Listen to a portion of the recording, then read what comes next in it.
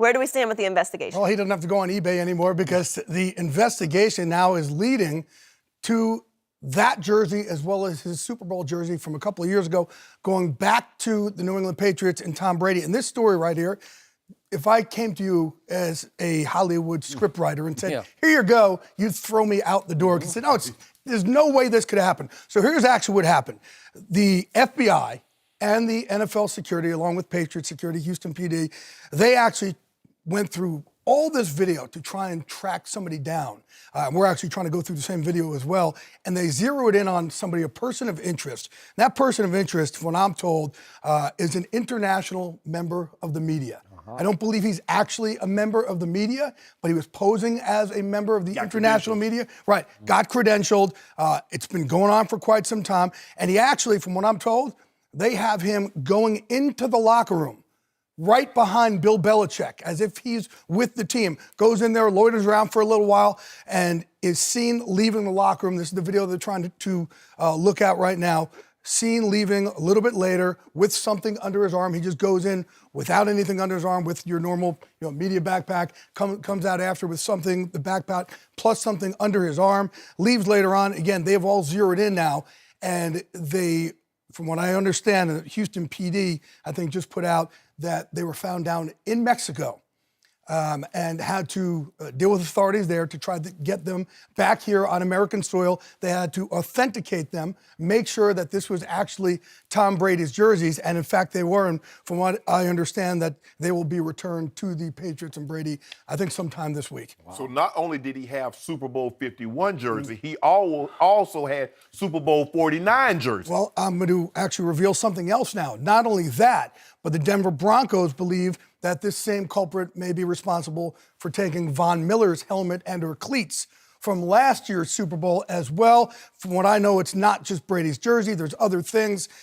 It is a very wild story. And again, whenever you're dealing with international soil, with anything overseas, with somebody breaking into basically a Super Bowl locker room, which is supposed to be so incredibly secured, this story will just continue to get crazier and crazier as the details come out. You did an amazing job on this, but my question is, in the big picture, biggest picture, why did the FBI then get involved? International soil, number one.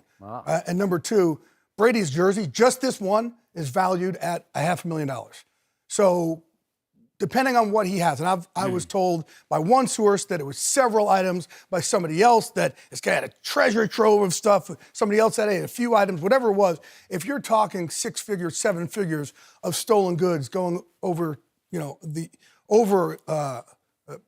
into another country, the FBI obviously has to get involved. And it was a collaborative effort. Right now, actually, I'm trying to get my hands on this video as well. And there's a lot of people, look, we have cameras down there at Fox, right? We did the game. There's a lot of people with cameras there just trying to zero in. I know that they have zeroed in on a person of interest who they think is the person, and they kind of collaborated together with the FBI and with the Patriots and the league. But he would have had to keep this in his possessions and store it in his basement or something, because he could never get, it's like if you steal a Monet or a Renoir, what are you going to do with it? I mean, Skip, he has the authentic jersey. Tom Brady complained, the NFL complained that someone stole his jersey. So if you try and show it like, yeah, that's Tom Brady's Super Bowl, what do you think the person's going to go do? Well, think about it. He didn't get rid of the one from a couple years ago.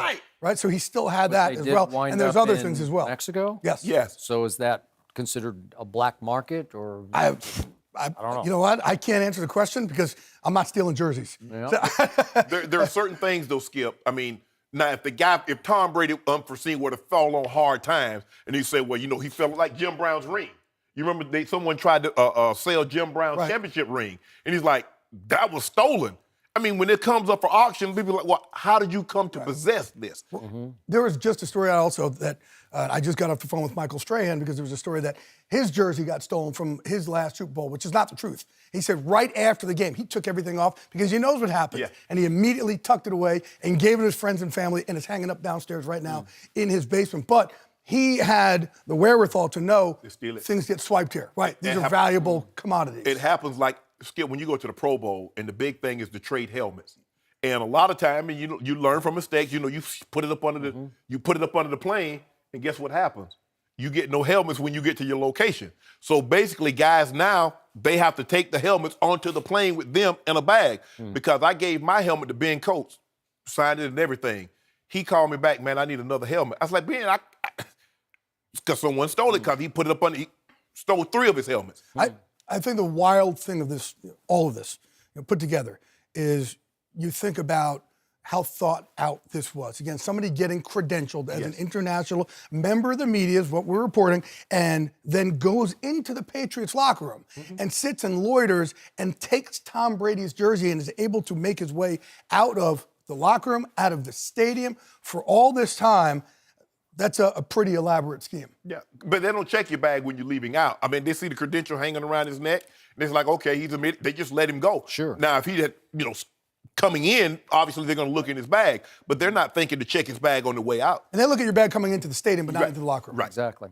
In the video we did see, as Brady complains to the equipment guy, he says, absolutely 100%, I put it in my bag. And the equipment guy responds, we should put someone at the door and check everyone in the media. So he was on to something at that point. If they had done that, which a lot of the media members would not have appreciated, as they were leaving the locker room on deadline, but maybe he would have nabbed the culprit at that point. He probably was gone at that point, Skip. He didn't hang around. Once he got what he needed, he probably had to dip because he knew Tom Brady's going to look down and see that his jersey is not over his pads or not in his bag, and he's going to start asking questions. And you can see Chad Steele, who I know from the Baltimore Ravens PR guy, too, and he's looking like, Tom said someone stole his jersey. It's long gone. He's probably by that time, he's probably on his way out of the stadium. But even so, it's not like you could sprint out of the locker room. Right. You still have to make it like you're still, if he's posing as a member of the media, he still has to act like he's a member of the media. He still has to somewhat loiter around, linger around. And remember also, that locker room's open, but there's still players and people on the field, right? That goes on and on and on. Right. There's players at different podiums, so it's kind of easy to get lost. Right. Even if you leave that locker room. Because he could have been walking and says, well, I'm going to interview somebody at the podium. Because probably Tom was the last guy to get to the podium. So, they bring Tom in the locker room and then they take him and go to the podium. Where a lot of the lesser tier guys are already at the podium. So now he can say, well, I got all the information I need here. I'm finna go to one of the podiums and talk to a Martellus Bennett or talk to someone. How upset would you have been if this was your last Super Bowl, someone took your jersey? Man, I'd be ticked. I would be PO'd. I would have really been PO'd. Because, you work to get in this position and to win the game, Skip. And it's the ultimate violation because someone took it upon themselves to take from you that was something that wasn't given and to violate you because the locker room is supposed to be sacred.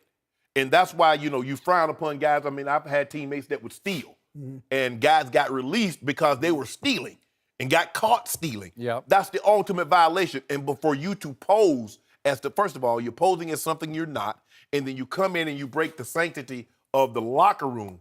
Man. But the good news, this wasn't Tom's last Super Bowl winning jersey. He'll have a couple of more.